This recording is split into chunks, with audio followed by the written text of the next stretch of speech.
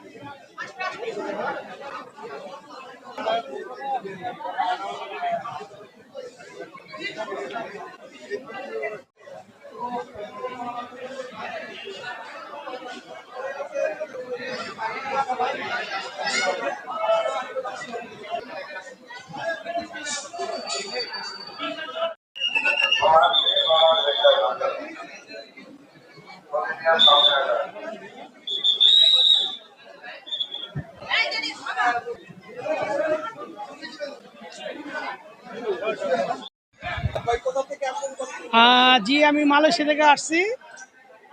2 বছর পরে আসলাম বাচ্চা ফ্যামিলির সাথে ঈদ করতে আসি, খুবই ভালো লাগতেছে। অনেক বাচ্চার সাথে এই বন্ধু কোনদিন ঈদ করি নাই। বাচ্চা জন্মের পরে আমি চলে গেছিলাম, তো 2 বছর পরে আসলাম বাচ্চার সাথে ঈদ করতে। বাচ্চা শুধুই কান্না করছে, পাপাকে দেখবো। তাই আর থাকতে পারলাম না, চলে আসলাম সব কিছু ছেড়ে। প্রবাসী দেশের ঈদের মধ্যে অনেক পার্থক্য। প্রবাসী ঈদ বলতে নামাজ পড়ো, ঘুমায় থাকো। আর দেশের ঈদ বলতে পরিবার পরিজন, আত্মীয় স্বজন, বন্ধু বান্ধব সবাই আছে, বউ আছে, বাচ্চা আছে, ভাই আছে, বোন আছে, সবার সাথে মিলেমিশে আনন্দ করা, এটাই একটা আনন্দ। কিন্তু প্রবাসী ঈদে কিছুই না। এখন আমি খাবো, নামাজ পড়বো, খাওয়া দাওয়া করে ঘুমায় পড়বো, বিকালবেলা উঠবো, এই হলো প্রবাসী ঈদ শেষ। বর্তমান সরকারের প্রত্যাশা প্রবাসীদের জন্য আরও কিছু করা হোক, উন্নত মানের কিছু করা হোক, যাতে করে প্রবাসীরা ভোগান্তি না হয়। বিশেষ করে যারা মৃত্যুবরণ করে প্রবাসে, তাদেরকে যেন ফ্রিভাবে আনা হয়। তাদের অনেক খরচ হয় বিদেশে আসতে, দেশে যখন লাশটা আসবে তখন অনেক খরচ করে। কিন্তু দেখা যায় আমরা কি করি, বিভিন্ন জনের থেকে টাকা উঠে সেই লাশটাকে পাঠাই। তো আমরা চাই সরকারিভাবে বিভিন্ন হাই কমিশনের মাধ্যমে যেন লাশটা দেশে আসে এবং সহি সালামতে পৌঁছায়। আমাদের এটাই শুধু দাবি সরকারের কাছে, আর কোনো দাবি নেই। আমরা সরকারের কাছে কোনো টাকা চাই না, পয়সা চাই না। আমরা চাই যেন একটা প্রবাসী লাশ যেন সুন্দর মতো দেশে আসে।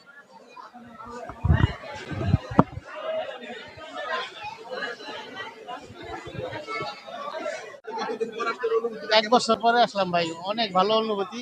মাশাআল্লাহ, খুব ভালো লাগতেছে। দেশে এসে দেশের হাওয়া খুব ভালো লাগতেছে, আলহামদুলিল্লাহ। অনেক খুশি। প্রবাসে হাহাকার, কেউ নাই সাথে, আত্মীয় স্বজন কেউ নাই, ছেলে মেয়ে নাই, বউ বাচ্চা নাই, এই কারণে হাহাকার, ভালো লাগে না। ঘরের ভিতরে ঈদ করা লাগে। আর এখানে মাশাআল্লাহ সবাইকে নিয়ে ঈদ করা যায়, খুব ভালো।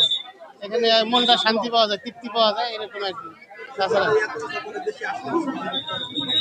হ্যাঁ, এত বছর পরে আসলাম, আলহামদুলিল্লাহ, খুব ভালো লাগতেছে। আছেন ভালো না ভাই আপনারা?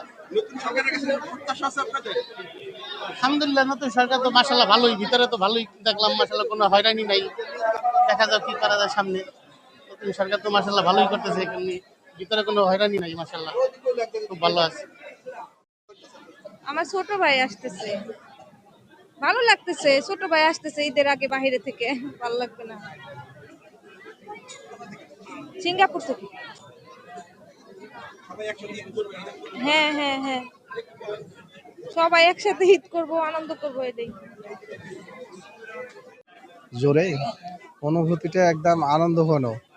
দীর্ঘ 3 বছর পর আমার ভাই আসছে ঈদের মুহূর্তে।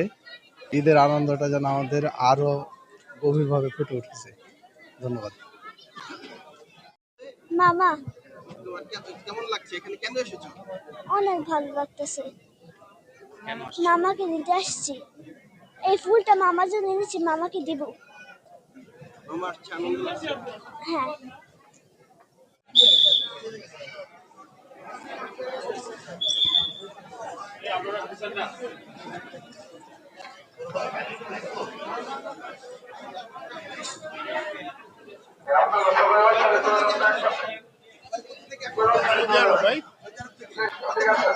হ্যাঁ, 8 মাস। হ্যাঁ, ঈদ করার জন্য।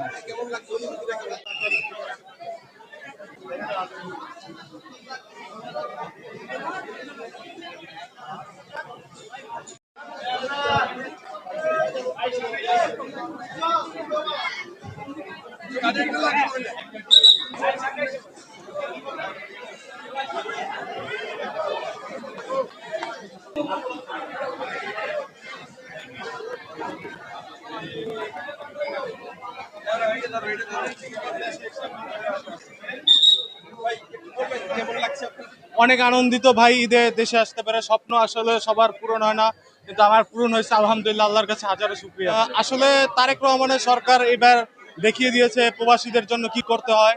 বর্তমানে কোনো লেটই হচ্ছে না, একেবারে সাথে সাথে মাল পেয়ে গেলাম, সাথে সাথে চলে আসছি, কোনো ভোগান্তির হয়রানির শিকার হচ্ছে না, আলহামদুলিল্লাহ, সবকিছু ঠিক আছে।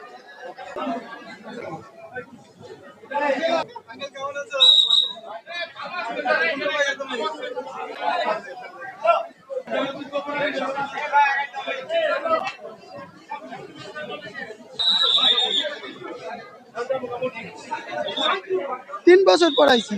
কেমন লাগছে না, তা তো মনে করেন একটু কষ্ট হয়, পরিবার রাইখা তো একটু কষ্ট হইবি, কি করা আছে, তারপর তো মানাই নিতে হয় পরিবারের জন্য। আলহামদুলিল্লাহ, খুব ভালোই আছি। প্রবাসে আপনারা ঈদ করেন আর দেশে কি কেমন পার্থক্য লাগে? দেশে তো অনেক আনন্দ, আর বিদেশে তো মনে করেন নামাজ পড়ে আইয়া